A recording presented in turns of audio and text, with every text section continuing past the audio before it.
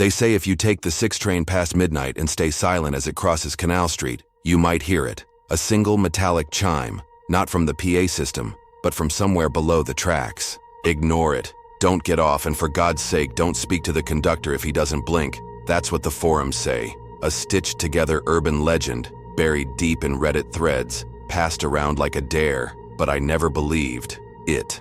I grew up in Manhattan, born and raised on gritty sidewalks and MTA delays. Ghost stories are for tourists. That is, until my brother vanished last year, on his way home from work. The last place his phone pinged? Grand Central Station. Lower level, Platform Z. The problem? There is no Platform Z. I'm Olivia Martinez. I'm 28, a journalism grad who used to believe stories were just that, stories. But when Danny disappeared, I stopped believing in fiction. Police chalked it up to another missing person in the city. Probably ran off, they said. No signs of struggle. Adults can disappear if they want to, but Danny wasn't the type to just vanish. He was obsessive, precise, left his shoes. Arranged by size, his toothpaste rolled from the bottom. His calendar had appointments color-coded down to the hour, and every Friday, without fail, he called me at 8:05 p.m. That last Friday, silence. So I did what no one else seemed willing to. I went looking, and that's how I found it. The story no one talks about, the one buried under layers of concrete and denial, the myth of Platform Zero. I started where he disappeared, Grand Central, lower level. I went on a weekday evening when the foot traffic died down and security was thinner. I posed as a student doing a documentary on historic station architecture and got a pass to areas off limits to the public, but nothing prepared me for what I found. There was a door, metal, unmarked, behind the last service elevator, tucked in a forgotten corridor that smelled like rust and mildew, and painted faintly across its surface, almost invisible unless you were looking.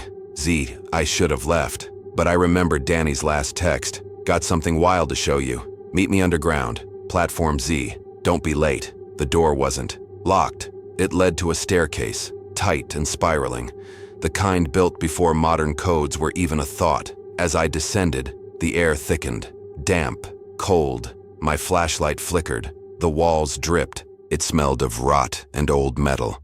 At the bottom, the stairs opened into a platform, long, narrow, lit only by ancient yellowed bulbs. There were signs, but the lettering had faded. No digital screens, no maps, just one black iron bench, and a single rail line that curved into shadow. I stood there, heart hammering, alone, or so I thought. A low rumble filled the tunnel. It wasn't coming from behind me, where the stairs had been. It was ahead, from the tracks. I stepped back. I should have run. Instead, I recorded.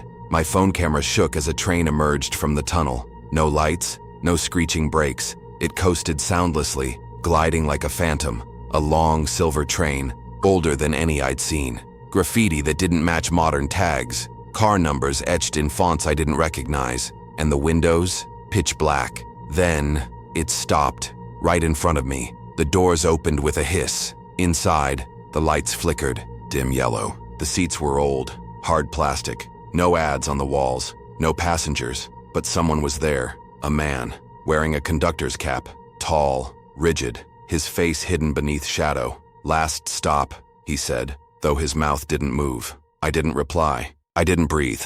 "Platform Z," he said again. "All aboard." Then, he blinked, but not sideways, vertically. I turned and ran. I didn't look back. I didn't stop until I was out of the stairwell, up the service corridor, and back into the fluorescent safety of Grand Central's main level. I dropped to the floor, shaking, but when I checked my phone, the footage was gone. Only one thing remained: a new video in my gallery, something I hadn't recorded, a still shot of me, standing on Platform Z with Danny behind me, but he looked wrong. I didn't sleep that night. I must have stared at the image on my phone 1,000 times, me on that platform. But the part I couldn't shake was Danny. He stood behind me a few feet back, his face slightly blurred like motion blur, but I never saw him while I was there. His eyes were too wide, too still. His mouth hung slightly open, and his hands, they weren't resting at his sides. They were raised, as if reaching toward me. But the worst part? There was no time code, no metadata. The image didn't exist by any normal means, just raw pixels, and static when I tried to upload it. The next morning, I returned to the MTA Archives division. I'd visited before, back when I thought this was a story of urban decay, maybe corruption, a forgotten tunnel or decommissioned platform. Now I was chasing a ghost train. The clerk, Mr. Hollis, a grizzled man who looked like he'd been inhaling asbestos since the 70s, remembered me. "You again?" he grunted. "Still hunting that fairy tale?" I leaned in, lowering my voice. "Tell me the truth. Was there ever a Platform Z?" He hesitated. That alone told me something. "You didn't hear it from me," he whispered, glancing around the dusty records room. Back in 1932, there was a Z-line proposal. It was part of the emergency evacuation network during the Depression. Underground, bunkers, covert transit lines for military and government use. Cold War years made it worse. Rumors say they tested deep track expansion under Grand Central. And Train 71 of 13 went down there in 43. He paused, never came back. That night, I went deeper. Through burner accounts and deep web forums, I uncovered a thread titled Z713 Survivors. Most posts were deranged nonsense, ramblings about tunnels that breathed or trains that ate memory. But one post stood out. "Don't write it twice. First time is the invitation, second time is the trap." Swatchersor for another read, "They don't take your body. They take your time. They erase your place in the world, feed off your absence." And a final one, "Buried deep. If you see someone you know on that platform, it's already too late. They're not there to guide you. They're bait." Danny wasn't asking for help. He was luring me back. 3 days passed. I couldn't eat, couldn't work. My apartment felt cold, like the shadows were stretching longer than they should. On the 4th night, the dreams began.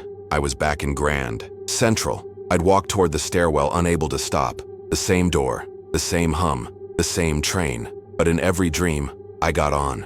And each time, I'd see passengers inside, faceless, skin like smeared wax, eyes glowing faintly gold. One dream, I saw Danny sitting still, crying without blinking.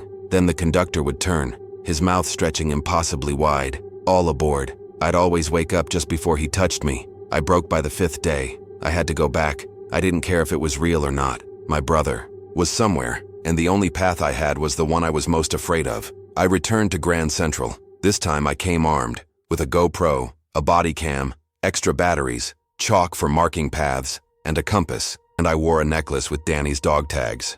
Call it superstition, or a lifeline. The station was quieter than usual. Maybe it was just late, or maybe something knew I was coming. The service corridor was darker this time.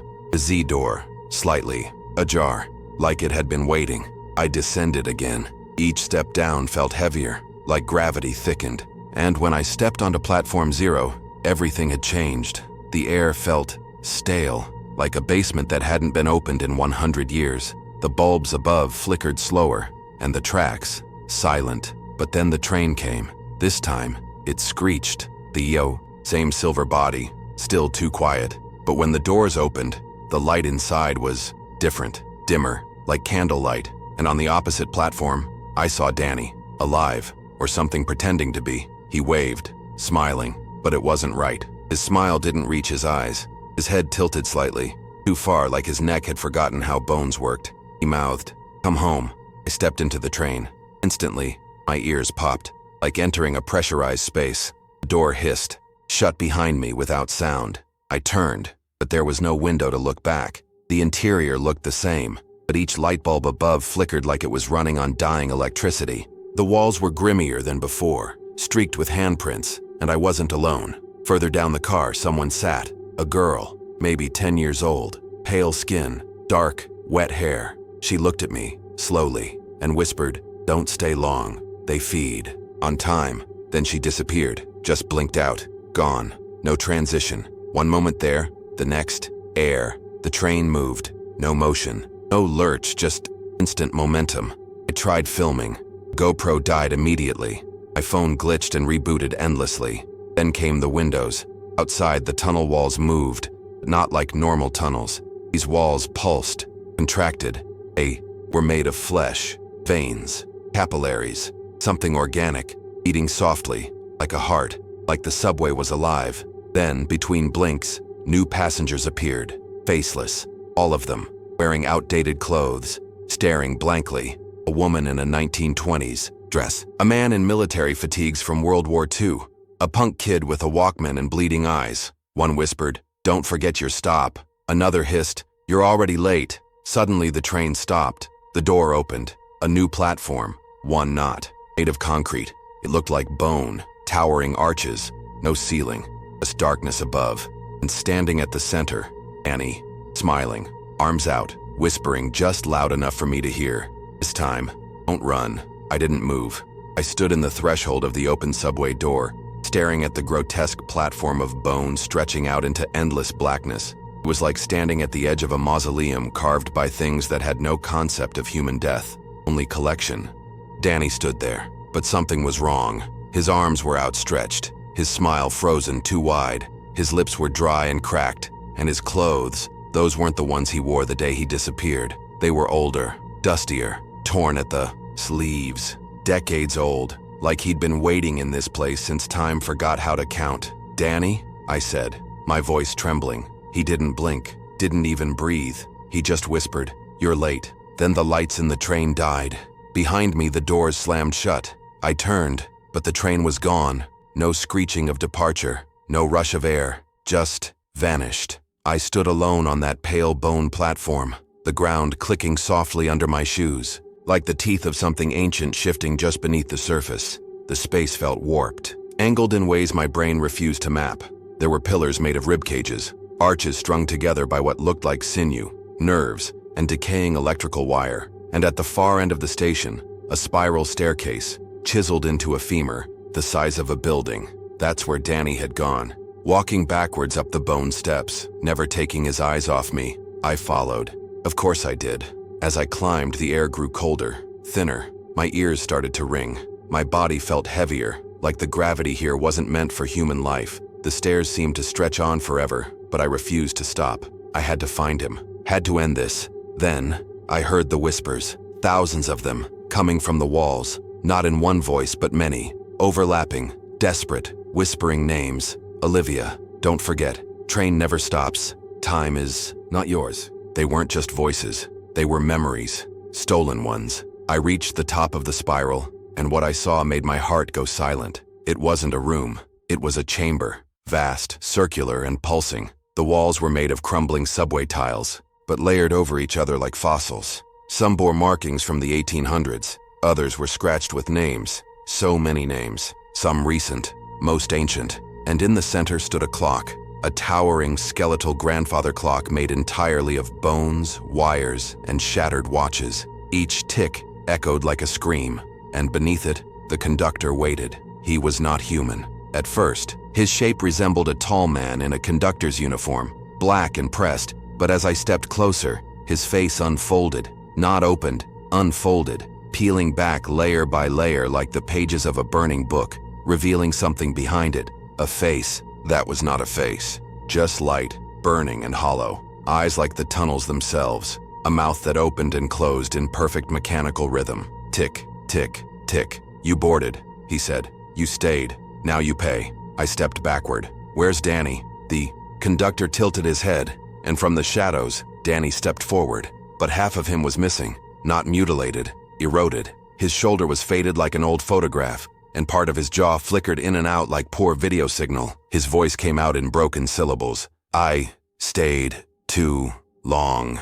Tears streamed from his remaining eye. He looked at me, begging, "Take back time." Suddenly the chamber shifted. The tiles on the walls began to crack. Clocks fell from the ceiling. Pocket watches, digital watches, smart watches, all shattering as they hit the floor. Each one screamed when it broke. I turned to run. Behind me, the conductor's footsteps didn't echo. They bent the air, like time itself was parting to let him through. I dove down the bone staircase, but it had changed, now endless. I kept descending. My legs burned, my lungs tore, but still, no bottom. Then I heard it, the horn, that same distorted subway horn that echoed like it was underwater. The train was back, but not just one. Hundreds of ghostly trains, silver serpents, slithering through the bone tunnels, screeching and screaming, each filled with passengers trapped in mid-scream, faces pressed to the glass. I saw a girl holding a teddy bear, a man in a hospital gown, a pregnant woman crying blood. They all mouthed the same word as they passed. "Run." I found a ladder, rusty, covered in peeling skin. I didn't care. I climbed. Each rung bent beneath me, groaned like it was tired of being touched by the living. I reached a hatch, pushed it open, and burst into Grand Central. But it was different, empty, everything coated in a fine layer of dust. No announcements, no footsteps. The station was dead. I looked at my phone. The date was wrong. March the 2nd, 2029.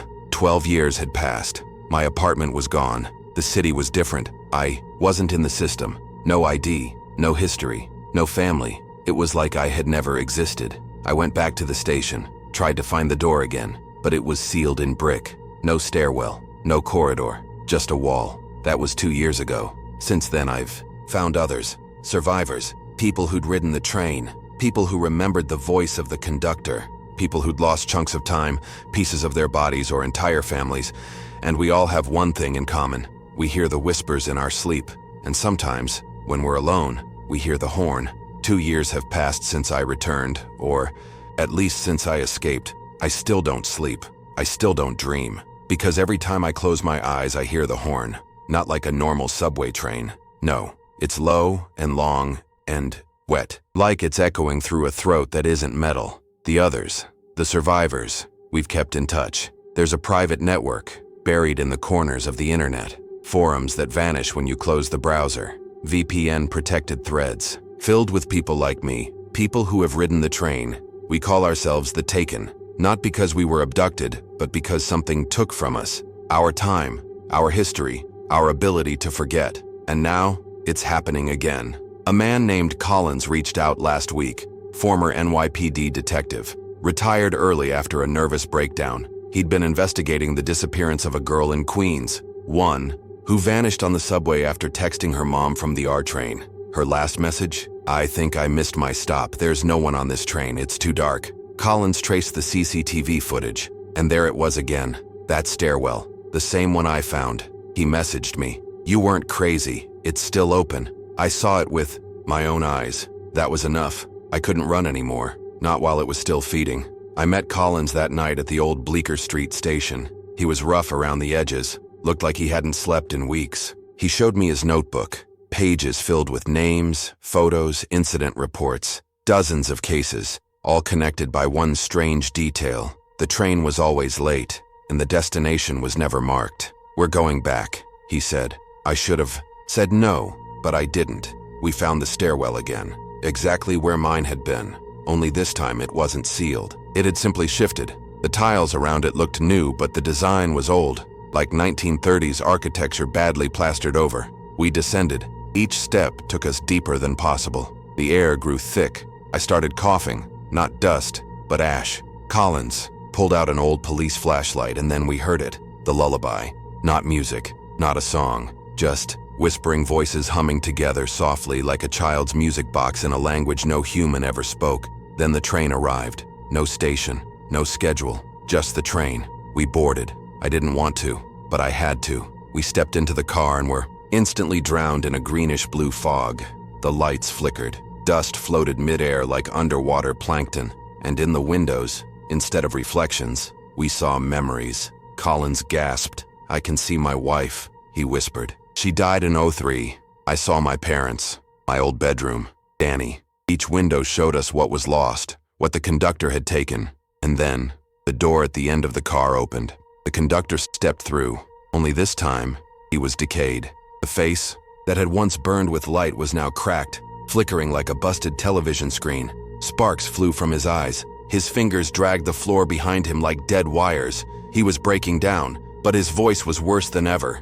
Metallic, gurgling. "You came back." Collins raised his flashlight like a weapon. "I want her back," he shouted. "Give me." "The girl." The conductor tilted his head. Then he snapped his fingers. Suddenly, the windows went black. The train lurched violently, throwing us against the seats. Screams echoed from the other cars. Not ours. Others. I pushed the door open, rushing, through car after car, each one a nightmare. One was filled with chairs of bone, with passengers strapped in, crying without mouths. Another was upside down, where the floor dripped blood like it was raining from the ceiling. One was entirely frozen. Another was on fire, but the fire didn't burn. And then I saw her, the girl, Collins' case. She was in a glass case, eyes wide, breath fogging the inside. She wasn't crying. She was mouthing words, I leaned close. Help. Him. Collins caught up. We tried everything. Smashing the glass, yelling, begging, but it didn't matter. The conductor appeared behind her, resting one hand on her shoulder. Time is paid in blood. Something snapped in Collins. He rushed the glass, and the moment he touched it, he vanished. No scream, no trace, just gone. The girl opened the case herself, stepped out, and then she looked at me. You brought him.